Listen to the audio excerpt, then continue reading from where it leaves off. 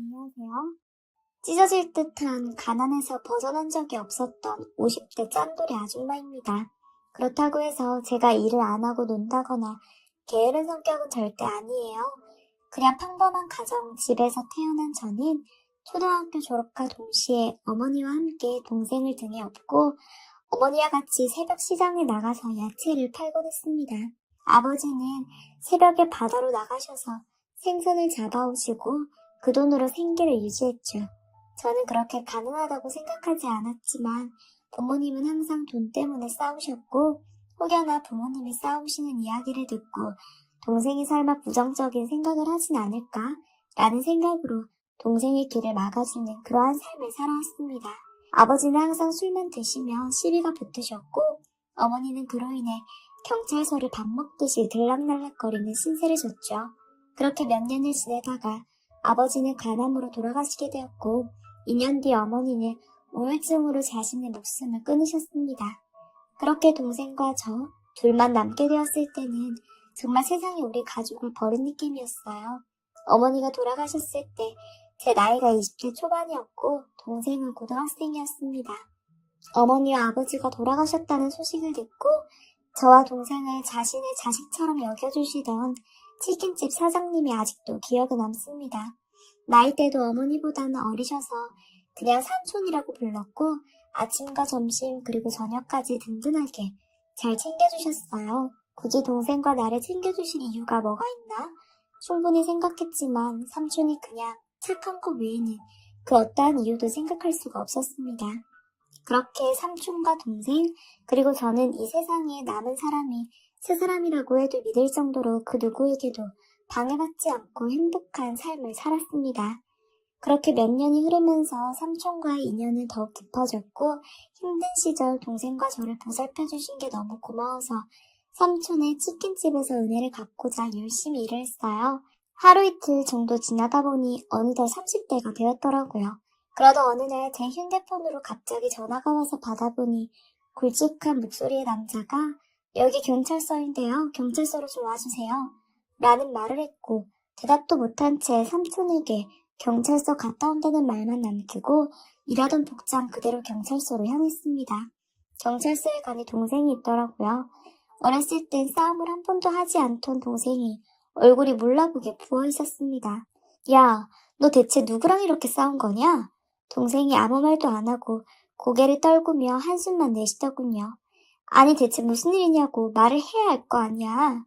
동생이 아무 말도 하지 않자 앞에 계시던 경찰관 한 분께서 제 동생이 도둑질을 했다는 말씀을 하시더군요. 저는 나와 같이 몇십 년을 살아온 동생이 맞는 건가 싶을 정도의 의문이 들었습니다. 어떻게 해야 할지 앞길이 막막했죠. 무슨 도둑질을 했냐 했더니 아침에 일어나서 한 아파트 건물로 들어가서 현금을 가져갔다고 하더라고요. 정말 경찰의 이야기를 듣고 몇 달은 밤에 불면증에 시달렸습니다. 그러다가 갑자기 그 집 피해자 여성분이 경찰서로 도착하셨고 손이 발이 되도록 동생과 무릎을 꿇고 빌었습니다. 제발 용서해 주신다면 어떠한 것이든 다 하겠습니다. 말이 끝나기 무섭게 그 아가씨께서 몇 분을 조용히 계시더니 10분쯤 지났을까요? 합의 드릴 테니까 700만 원만 좀 줄래요? 원래 1000만 원으로 하려다가 이렇게 사과하시니까 좀 줄여드린 거예요. 그런데 이게 700만 원 무슨 통장에 70만 원도 없던 터라 정말 앞길이 막막했습니다. 동생과 저는 이 나이 먹도록 돈 한 푼 없었어요. 아버지가 남기고 가신 도박 빚을 갚느라 항상 빚 독촉에 시달려야만 했거든요. 그래서 아버지가 미웠습니다. 하지만 우리 가족의 가장이셨고 제가 가장 존경하는 우리 엄마가 사랑했던 사람이니까 그냥 내가 미워해서 뭐 하겠냐라는 생각을 갖고 살았었죠. 일단 그 피해 여성분에게 일주일의 시간만 달라고 한 뒤 연락처만 받고 다시 치킨집으로 일하러 들어갔습니다. 가게에 들어오자마자 삼촌이 놀란 표정으로 대체 무슨 일인데? 라는 말씀을 해주셨고 상황 설명을 다 해드리자 삼촌께서 내가 그 700만 원 갚아줄게 라고 하셨습니다. 삼촌께는 괜찮다고 말씀드렸지만 삼촌이 아니었으면 제 동생은 교도소에 가야 할 상황이었기에 죄송하지만 또 삼촌에게 신세를 지고 말았어요. 우리가 그냥 친한 사이냐? 이 정도는 뭐 그 한마디가 너무 고마울 뿐이었죠. 그리고 너무 충격적이었던 저는 동생에게 제발 못 배운 거 티 좀 내지 말라며 마음에도 없는 심한 말을 내뱉었고 동생으로 인해서 피해를 받은 여성분을 생각하니까 정말 죄송스럽기만 했습니다. 그렇게 충격적인 하루를 보내고 이제 평화로운 하루를 보내나 싶었던 찰나에 또 저에게 소개팅 제의가 들어왔어요. 삼촌의 지인 중 저와 나이가 비슷한 카페 사장님이 있는데 한번 소개팅 해보는 것 어떻냐고 하시길래 딱히 연애 생각은 없었지만 흔쾌히 승낙을 하였습니다. 수요일 낮 12시쯤 분위기 좋은 파스타집에서 만난 카페 사장님과의 소개팅은 아주 성공적이었어요. 제가 아프다고 하면 새벽인데도 집으로 찾아와 간호해주고 비가 오나 바람이 부나 언제나 늘 한결같이 무서운 밤길을 같이 걸어 집까지 데려다주고 아주 자상한 카페 사장님을 만나서 좋은 사람을 만나게 해준 삼촌한테 너무 고마웠습니다. 그래서 치킨 가게 일도 소홀히 하지 않았고요. 무엇보다도 힘들 때 가장 가까이 가장 오래 함께했던 동생에게 미안해졌습니다. 그렇게 남의 집 도둑질을 할 때 정작 나는 뭐하고 있었나? 동생이 그런 짓을 한 것이 오히려 제 탓 같아서 너무 심란했죠. 그래서 동생과 오랜만에 단 둘이서 술잔을 기울였어요. 치킨집 일을 끝내고 집으로 가는 길에 동생과 편의점에 잠깐 들려서 맥주 3개, 소주 3병을 사고 진솔한 대화를 나누기 시작했습니다. 기억이 잘 나진 않았지만 동생이 한 말이 너무 충격적이어서 그 말 한마디만 기억을 했습니다. 누나, 그거 내가 하고 싶어서 한 거 아니야? 라는 말과 함께 동생이 취해서 잠들어 버렸습니다. 다음날 아침에 저는 동생이 어젯밤 술 취해서 이야기를 한 것이 대체 뭘 말하고 싶었던 것인지 예상이 되지 않아서 동생이 일어나자마자 어제 대체 나에게 한 얘기가 무엇이냐고 따져 물었습니다. 그러자 동생은 기억 안 나는데 내가 그런 얘기를 했다고? 라며 오히려 저에게 질문을 던지더라고요. 사실 동생이 그런 말을 하고 기억이 나지 않을 것이라는 건 예상은 했지만 전혀 찔려하는 것이 없어 보여서 그냥 제가 잘못 알아들은 건가 싶은 생각이 들어 넘어갔습니다. 또 일상으로 들어와 돈 벌기에 정신이 없었어요. 어느 날 제가 휴대폰을 떨궈서 제 전화를 사용 못하는 상황이 있었습니다. 결국 저는 당분간만 삼촌 휴대폰으로 전화 받을게 라는 말을 흔쾌히 허락해준 삼촌에게 고마운 마음으로 열심히 일을 하고 있었죠. 그러던 중 갑자기 동생의 전화번호로 문자가 오길래 삼촌이랑 둘이 따로 연락을 할 정도로 친한가 보다 생각을 갖고 동생과의 문자 내용을 보게 되었습니다. 왜 항상 불길한 예감은 이렇게 적중하는 것일까요? 삼촌은 의미를 알 수 없는 이상한 숫자들을 문자로 동생에게 전송을 했더라고요. 문자 내용은 130, 23이라는 내용이 적혀져 있었거든요. 이렇게 삼촌이 문자를 전송하며 동생은 완료라는 단 2글자의 말을 남겼습니다. 물어보고 싶었던 것이 너무 많았지만 지금은 확실한 물증도 없고 저의 심증만이 있어서 어떠한 이야기도 못했어요. 제가 하나도 모르는 상태에서 섣불리 물어봤다간 진실이 더욱더 안 밝혀질 수 있겠다는 생각으로 그냥 보고도 모른 척을 했습니다. 그렇게 오전과 오후 장사가 끝나고 삼촌은 저에게 너 혹시 문자 봤어? 라는 질문에 저는 무슨 문자? 아니? 뭐 날라왔어? 라며 모른 척을 했습니다. 그 문자를 본 뒤 정확히 이틀 뒤 또 경찰서에서 저에게 또 연락이 왔습니다. 동생 때문에 또 와주셔야 한다고 했죠. 조금 예상은 했지만 그 예상이 맞지 않길 바랬습니다. 동생분 또 돈 훔쳤어요. 라는 말을 듣고 저는 정신이 멍해졌고 갑자기 며칠 전 동생과 삼촌의 문자 내용이 떠올랐습니다. 그리고 전 동생에게 너 내 눈 똑바로 쳐다봐. 이거 누가 시킨 거지? 라는 질문을 했습니다. 동생은 옛날부터 부모님께 혼낼 땐 눈을 제대로 쳐다보면 거짓없이 말하는 습관이 들어져 있던 터라 동생이 뭐라고 하든 좋으니까 제발 자신이 한 것만 아니라는 말을 하길 바라며 눈을 똑바로 쳐다보라는 말을 했어요. 그러자 동생이 사실 삼촌이 시켰어. 결국 저의 의심이 확신으로 바뀌는 순간이었고 몇 년 동안 동생 다음으로 가장 가까운 사람이라고 생각을 하게 해준 아주 고마운 삼촌이었는데 누군가가 망치를 제 뒤통수를 내려 찍는 듯한 기분이 들었습니다. 동생의 입에서 나온 저 말이 과연 사실인지 확인하고 싶어서 바로 삼촌에게 전화를 걸었고 삼촌도 경찰서에 오셨습니다. 그러더니 제 동생의 얼굴을 보자마자 욕을 하더군요. 한 번도 본 적 없던 삼촌의 난폭한 모습을 보았습니다. 경찰의 질문에 내가 안 시켰다는 이야기를 반복하던 삼촌이 결국 진실을 말했습니다.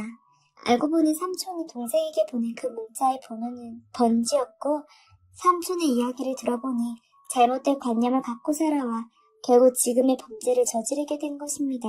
동생은 그저 삼촌이 시키면 용돈을 준다는 이유로 그 돈 때문에 이러한 범죄를 저질렀던 것이죠. 결국 초범이 아니고 재범의 우려가 있다는 이유로 동생은 징역 6개월, 삼촌은 징역 2년형에 교도소에서 수감을 하게 되었습니다. 동생에게 그런 심부름을 시킨 삼촌에게도 너무 배신감이 들었지만 돈 때문이라는 이유로 동생이 이러한 범죄를 저질렀다는 것이 더욱더 배신감이 들더라고요.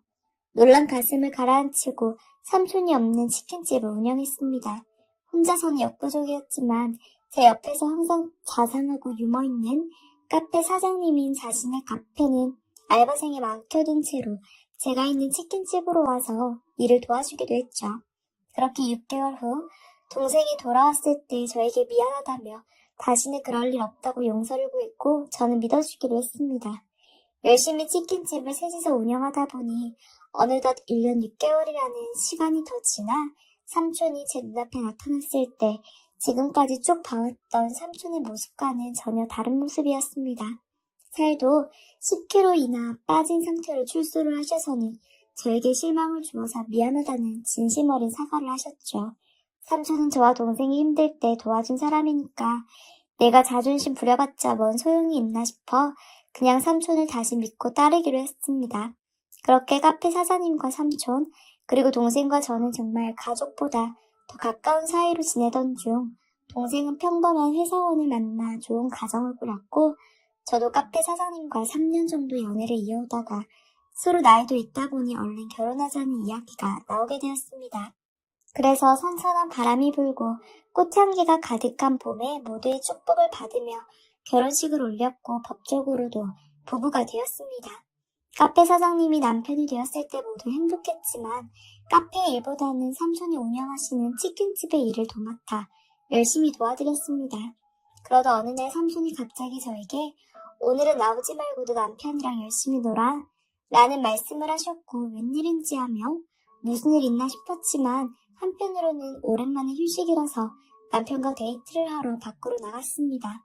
뭐 다들 아시다시피 남편과의 데이트는 별거 없었습니다. 그냥 밥 한 끼 먹고 차 한 잔 마시고 집에 들어오는 길에 시장에 잠깐 들러서 저녁에 뭐 먹을지 함께 고민하며 장을 보려고 그랬는데 남편이 갑자기 배 아프니까 나 먼저 집에 가 있을게. 당신 장 보고 조심히 들어와 라는 말을 남기고 집으로 들어간 남편이었습니다. 저는 혼자서 30분 정도 장을 보고 집으로 가는 길에 버스 대신 소화 좀 시킬 겸 걸어서 집으로 향했어요. 그런데 저희 집 가기 전에 학원 상가가 여럿 있습니다. 그냥 평소처럼 항상 가던 길이었지만 그날 갑자기 제 바로 눈앞에서 화분이 떨어지더라고요.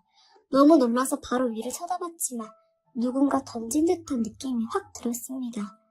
진짜 깨진 화분의 조각을 보면서 만약에 내가 저것을 맞았더라면 이 세상 사람이 아닐 수도 있겠구나 라는 생각이 확 들었고 저는 손 다리가 떨리는 상태로 집으로 황급히 머리를 가방으로 보호하며 뛰어갔습니다. 그런데 집에 먼저 도착해 있어야 되는 남편이 집에 없더라고요. 한 10분쯤 흘렀을 무렵에 남편이 들어왔습니다. 여보 어디 갔다 왔어? 라는 말을 하자 남편은 집으로 가는 길에 진짜 도저히 안 될 것 같아서 은행 화장실 쓰고 집으로 바로 들어왔지. 이때 왜 저는 남편을 의심하지 않았을까요? 아직도 후회가 됩니다. 그때 저는 당시 가장 의지하는 것이 남편이었다 보니 남편에게 집에 돌아오는 길에 이러한 일이 있었다며 상황 설명을 다 해주었는데 남편이 매우 화를 냈습니다. 세상에 정신 나간 것들 많으니까 조심해 라고 말하던 남편이 그때는 정말 너무 고마웠고 이 사람이랑 결혼을 잘했다는 생각이 들었죠. 그러한 일이 있고 일주일 채도 안 되어서 하루는 저에게 이런 일이 생겼습니다. 그날은 제가 오래전부터 친하게 지내던 고등학교 동창 친구들을 만나서 카페에 앉아서 대화를 나누던 중에 친구가 화장실을 다녀오겠다는 말과 함께 혼자가 되어버리자 갑자기 누군가에게 문자가 오더라고요. 오늘 귀걸이 했네? 이젠 옆에서 누군가가 쳐다보기까지 하는 소름 끼치는 상황이 생겼습니다. 진짜 이러다가 누군가의 손에 죽을 것 같고 너무 무섭더라고요. 화장실에서 바로 나온 친구에게 오늘 컨디션이 안 좋아서 집에 먼저 좀 들어갈게 미안해 라는 말을 남기고 누군가에게 쫓기듯이 집으로 들어왔습니다. 그리고 이번에 일주일 정도 지났을 때였나? 남편이 이제 걸어다니는 것이 힘들지 않냐며 자전거 사줄까? 라는 말을 저에게 하였고 저는 자동차 면허증은 없지만 바람을 느끼는 것을 굉장히 좋아했기 때문에 남편의 말이 끝나기 무섭게 바로 사달라는 말을 하였습니다. 버스비도 절약하고 그냥 걸어다니기에 심심하니까 아주 좋은 타이밍이라고 생각했거든요. 그래서 바로 쉬는 날 자전거를 사러 자전거 상점으로 갔고 아주 새 것으로 장만했습니다. 그런데 자전거를 산 지 한 달 정도가 지났을 무렵 지금까지 잠잠했던 저의 목숨을 노리는 것 같은 일들이 다시 시작되고 말았어요. 저를 어디선가 지켜보는 듯한 문자는 또 시작되었고 이젠 이틀에 하루꼴로 보내기 시작을 하더군요. 그냥 무시하면 그만이겠거니라며 생각을 하고 치킨집으로 출근을 하기 위해서 자전거를 끌고 항상 다니던 길로 다녔습니다. 그런데 나무를 심기 위해서 자전거 전용 도로를 막아놓은 것입니다. 조금은 겁이 났지만 그날에는 차도 별로 없어서 차도를 용기 내어서 자전거를 타고 가는 길에 갑자기 뺑소니 사고가 일어나고 말았습니다. 원래 보통 사람 같으면 사람을 치고 확인을 하고 가는 것이 맞을 텐데 이것은 분명히 평범한 사건이 아니구나를 직감했습니다. 그래서 결국 다리뼈가 부러지고 전치 4주가 나왔고 입원을 해야 되는 상황이 되었죠. 이번에는 구급차로 실려와서 남편에게 말할 겨를도 없이 경찰관 분들을 불러 신고를 했습니다. 그래서 경찰관 분들은 저희가 꼭 잡아드리겠습니다 라는 말씀을 하셨고 입원실을 나가시자마자 남편이 놀란 얼굴로 들어오더라고요. 대체 무슨 일이 있던 거야? 역시 나를 진심으로 걱정해주는 사람은 역시 우리 남편밖에 없구나 라는 생각을 했을 때 삼촌도 과일 한 박스를 들고 들어오시면서 괜찮아? 많이 다쳤어? 라는 말씀을 하셨어요. 한동안 결혼 때문에 바빠서 제대로 얼굴도 못 보던 동생도 병문안을 와서 매우 놀라합니다. 그래서 저는 얼른 집에 가서 와이프나 놀아줘 라는 말을 하자 동생이 범인 누군지 잡으면 내가 진짜 가만 안 둬? 라는 말을 하였고 동생의 그 말이 얼마나 든든했던지 너무 고마울 따름이었습니다. 그렇게 치료와 검사를 받고 남편의 병간호를 받으며 2주 정도의 시간이 흘렀을 때 경찰관 분이 입원실을 재방문해 주셨습니다. 범인 잡혔습니다. 이야기를 들어보니 다행히 사고난 지점 앞에 빵집이 있었는데 그 빵집 CCTV가 사고 지점을 찍고 있었다고 하더군요. 그래서 정말 다행이구나 라는 생각을 했고 잠깐 경찰서로 가주셔야 될 것 같습니다 라고 하셔서 범인이 대체 누굴까 라는 생각과 함께 남편이랑 경찰서로 향했습니다. 그런데 이미 경찰서에는 삼촌이 와 계셨습니다. 삼촌이 벌써 범인 때려잡으려고 일찍 도착한 거야? 그랬더니 삼촌은 아무런 말씀도 하지 않으셨죠. 갑자기 형사 한 분께서 일어나셔서 제 남편에게 당신도 앉으세요 라는 말씀을 하셨습니다. 대체 이게 어떻게 된 상황인지 알 길이 없었어요. 그래서 형사님께 물어봤죠. 제 남편이랑 삼촌이 뭐 잘못했나요? 라는 말을 건네자 형사님께서는 이 두 분이 범인이라고요 라고 하셨습니다. 정말 그때의 기분은 어떠한 말로도 표현할 수가 없어요. 어떻게 된 상황인지 이야기를 들어보니 정말 충격적이었습니다. 애초부터 남편은 저의 보험금을 노리고 저와 같이 결혼을 한 것이며 제가 죽으면 남편과 그 돈을 분배하려고 했던 것입니다. 삼촌은 그래서 저에게 그 사람을 소개시켜준 것이었죠. 결국 뺑소니의 범인도 이상한 문자를 보낸 것도 화분을 떨고 나를 다치게 만들려고 그랬던 사람 모두 삼촌과 남편이 꾸민 짓이었습니다. 알고 보니 삼촌과 남편은 서로 아빠가 다른 형제였고 서로 상으로는 남남으로 되어 있던 것이었습니다. 진짜 드라마에서만 일어날 것 같은 일이 저에게 일어나자 이제 앞으로 어떻게 살아가야 되나 싶더라고요. 남편은 돈 때문에 일부러 결혼을 했지만 저를 죽이고 싶지 않아서 화분을 일부러 일찍 떨군 거라고 말을 합니다. 오히려 이 말에 고맙다고 반응을 해야 하는 건지 이걸 변명이라고 하는 것인지 정말 알다가도 모르겠더군요. 무엇보다도 제일 궁금한 것은 삼촌이 어떻게 나올까 했습니다. 남편처럼 다시 남편처럼 변명조차 안 하시고 아무런 말도 하지 않으시면서 저에게 계속 미안해 라는 말만 하시던 삼촌이 정말 있던 정 없던 정 다 떨어지더라고요. 사람의 외로움을 이용하고 돈을 이용해서 사람들의 마음을 갖고 놀고 사람의 생명까지 앗아가려고 했던 삼촌이 정말 더 이상 보고 싶지도 않았습니다. 물론 그래서 저는 남편과 지금 이혼한 상태이고 그 동네를 떠나 새로운 곳으로 이사를 왔어요. 동생과는 아직도 사이좋게 지내고 있고 삼촌과 남편의 이야기를 듣고서는 대성통곡을 하더군요. 그러면서 내가 못 지켜줘서 미안해 라는 말을 저에게 하는데 되려 제가 미안해졌습니다. 하지만 저에게 제일 미안해야 될 사람은 삼촌입니다. 역시 사람은 고쳐 쓰는 것이 아닙니다. 남이 고쳐 쓴 것을 제가 가져다가 쓰는 것이죠. 그리고 힘들고 외로울 때 다가온 사람에게 너무 마음 주지 마시고 나 자신만을 믿으세요. 저는 새로운 동네로 이사를 와서 지금은 인테리어 공부를 해서 인테리어 쪽에서 일을 하고 있습니다. 완전히 새로운 인생을 살고 있죠. 여러분들도 힘든 일이 있을 때 누구에게 기대려고 하지 말고 나 혼자 일어서는 방법을 연구하고 연습해보세요. 저의 긴 글 읽어주셔서 감사합니다.